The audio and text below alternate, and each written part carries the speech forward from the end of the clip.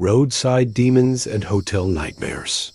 The first time I saw him, I thought it was just another traveler.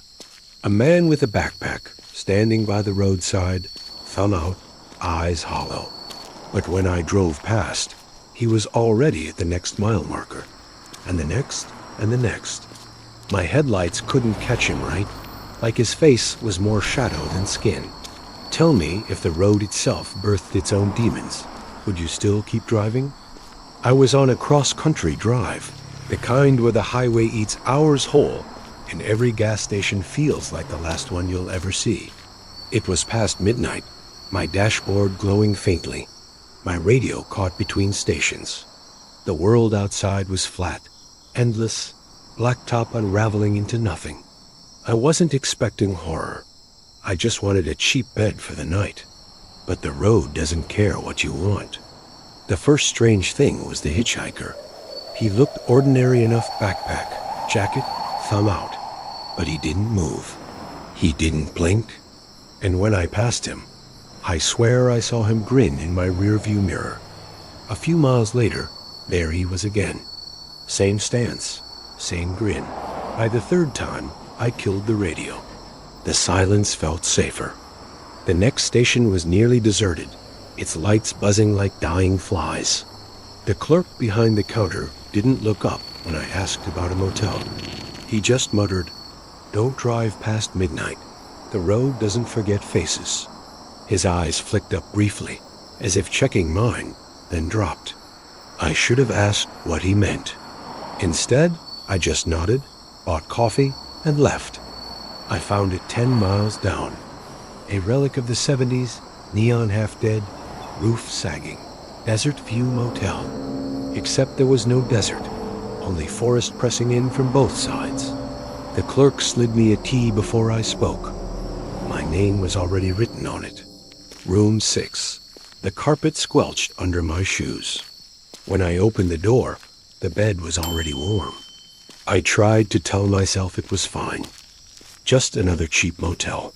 But the mirror across from the bed was cracked, splintered out like something had tried to push through from the inside. I lay down, listening to the hum of the air conditioner. Then came the knock. Not frantic, not angry, just steady. 4 knocks. Pause. 4 knocks. As if whoever it was had all the time in the world. I didn't answer. I barely breathed. After 10 minutes, it stopped. I laughed nervously, told myself it was nothing, just drunk guests or kids. But when I peeked through the curtain, the parking lot was empty. Not a single car except mine. And in the reflection of the window, over my shoulder, I swore I saw him. The hitchhiker, standing in my room. The next night, it happened again. Same knock, same rhythm. But now, the sound wasn't just at the door. Sometimes it came from the wall behind the bed, sometimes from the mirror. And every morning when I left, the man appeared again by the roadside, always ahead of me, always waiting. I tried driving different routes. Every road led me back to the same motel.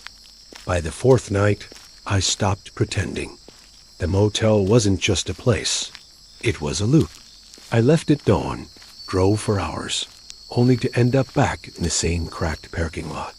The clerk never aged, never blinked. Room 6 was always mine.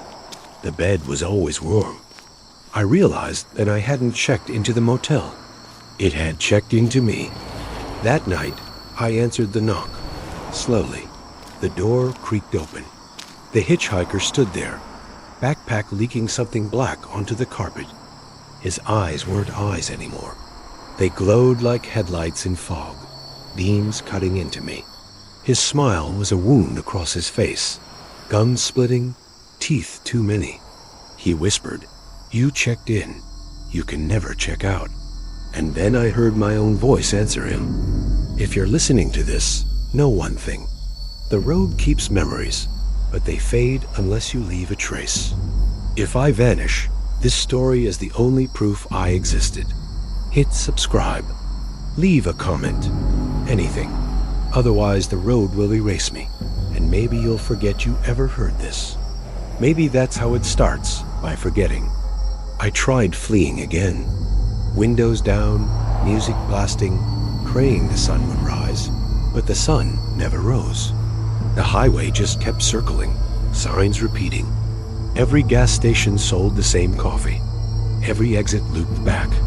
The knocks followed me now, even on the road, sometimes from the trunk, sometimes from the passenger seat. I realized escape wasn't about leaving. Escape meant losing myself entirely. That's the part no one warns you about. You can keep your body or your freedom. Not both. I could feel the road seeping into me. My memories blurred. My voice slipped into whispers that weren't mine. I remembered things I'd never lived other travelers, other rooms. As if the motel had been inside me all along, waiting to surface. I wasn't a guest anymore. I was furniture. Last night, the mirror finally shattered. Not just cracked, shattered. From it, the hitchhiker crawled through, followed by dozens more. Faces I recognized, travelers I'd passed, people I'd ignored. They surrounded the bed, eyes glowing like headlights. The knocks turned to pounding, the walls buckling inward, and I understood. The motel wasn't trapping me. I was the motel. I'd been carrying it this whole time, and now it was opening up. So listen carefully. If you're traveling tonight, if you stop at a roadside motel with peeling paint and a cracked mirror, check the bed. If it's already warm, leave. If you hear knocks, don't answer. Because once you do, the road learns your name. And when you pass a hitchhiker on a dark highway, don't look at him. Don't. Because if you do, maybe you'll see what I did. Maybe you'll see me. Still waiting. Last stop at exit 9, the bus was supposed to make 3 stops. But sometime past midnight, the driver pulled off at exit 9, a place that wasn't on the schedule. No one said anything. No one moved. We just sat there, staring out at the glowing gas station that shouldn't have been there. Tell me, what happens when you get off at a stop that doesn't exist? I was traveling cheap, taking an overnight bus through states I barely remembered. The windows fogged, the seats smelled of dust and sweat. The hum of the engine was hypnotic. I dozed off somewhere past 1, figuring I'd wake up closer to dawn. That's when the bus slowed. The hiss of brakes, the sway of bodies, the kind of stop that feels practiced. But the map app on my phone didn't show an exit. The highway was empty black forest on both sides. Then came the glow. A gas station sat ahead, lit by buzzing fluorescent lights. Its sign was blank, its pumps half rusted. Yet the place thrummed, alive somehow. The driver didn't announce it. He just parked, killed the engine, and stared ahead with white knuckles. A woman near the front stood first. She didn't look around, didn't ask questions. She just walked off into the light, suitcase rolling behind her. Another man followed, stiff movements like he'd been waiting for this moment all night. No one else spoke. I wanted to ask where we were, but the silence pressed heavy, like speaking might break some unspoken rule. One by one, passengers filed off, always in silence. The driver didn't move, didn't blink. His reflection in the windshield looked wrong, slightly delayed, as if the glass held on to him a second too long. When it was nearly my turn, I saw them. The attendants. Shadows moving under the buzzing lights. Long-limbed, smiling too wide, arms stretched out as if greeting family. I panicked, tried to stay put. The driver finally turned, his voice a dry whisper. Everyone gets off, no exceptions. His eyes weren't human anymore, yellow, unblinking, glowing faintly like those gas station lights. My legs betrayed me. I stood, bags slung over my shoulder, and walked off the bus with the others. The night air reeked of gasoline and rot. Up close, the attendants weren't shadows. They were uniforms stretched thin around something else. Faces painted on, smiles cracked, and bleeding at the edges. They guided us into the station, where the shelves were stocked with things I didn't recognize, bottles filled with teeth, jars of thick red liquid, maps that led nowhere, and in the corner, an old TV crackled static. It showed us boarding the bus, over and over. If you've ever taken a night bus and woken up at a stop you don't recognize, listen to me. Don't get off. Don't follow the others. Stay in your seat. And if you're hearing this now, leave a trace. Subscribe, comment, anything. Because if the road erases me, maybe you'll be next. I tried to run, back to the bus. But when I turned, it was gone. The asphalt stretched into forest.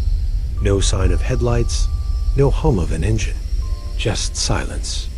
The attendants stepped closer, their paper-thin faces twitching. One of them whispered, "You made it to exit 9. You belong here now." And suddenly, I remembered I'd been here before. I just didn't leave last time. The gas station lights flickered, and the walls seemed to breathe. Doors opened into more doors.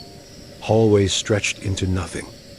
Every path led deeper inside, not out. The shelves rattled as if something crawled behind them. The attendants dropped their smiles, faces sagging, skin peeling to reveal the light beneath. They weren't keeping us in. They were feeding us to the place. I don't remember leaving, but I woke up back in my bus seat, dawn breaking through the foggy glass. Passengers were gone. The driver was gone. Just me. My phone said we never stopped. But in my pocket, I found a receipt, blank paper, stamped with the words, "Exit 9, see you soon." So if your driver pulls off the road tonight, if you see a glowing station where none should be, don't look, don't breathe, don't get off. Because once you do, they'll remember you, and they always collect what belongs to them. The scary little freaks of Route 41. At first, I thought they were kids. Standing by the guardrail, two small backpacks hanging off crooked shoulders, faces hidden in shadow. But when I slowed down, they smiled. Too many teeth, too sharp. Tell me, if the highway grew its own children, would you recognize them before it was too late? I was driving down Route 41, a two-lane road that cut through endless woods. No lights, no towns, just darkness pressing in from both sides. It was nearly 2 in the morning, and the forest looked like it could swallow the road whole. I wasn't scared yet, just tired. The kind of tired where the lines on the pavement blur, and every shadow looks alive. That's when I saw them. 2 figures by the side of the road. Small, too small for adults. They wore backpacks that hung crooked, like they were filled with rocks. One of them lifted a hand waving me down. My headlights caught their faces, blank, pale, with mouths that seemed too wide. I didn't stop. My gut screamed not to. But a mile later, I saw them again. Same height, same crooked backpacks. Same wide, toothy smiles. This time there were 3. The radio fizzed with static, cutting in with a voice that wasn't the DJ's. Pick them up. They're waiting. By the 4th time, there were 6. Standing in a row, their faces twitching as my car passed. They didn't blink, didn't move, just grinned wider. When I glanced in the rearview mirror, one of them was sitting in my backseat. I slammed the brakes, but the seat was empty. The laughter lingered, high-pitched and wrong. I sped up, desperate to outrun them, but the road looped endlessly. Same bends, same mile markers. Every sign pointed toward towns that never came, and the freaks kept appearing, crowds of them now, lining the roadside, their smiles splitting their faces open. They whispered in unison, though I couldn't see their lips move. Don't leave us behind. One finally stepped into the road. Small frame, twisted shadow. When my headlights hit its face, I saw the truth. It wasn't a child. Its skin was stretched too tight, eyes too deep, teeth too jagged. Its backpack split open, spilling out something alive. Hands. Too many hands. Grabbing, reaching, clawing.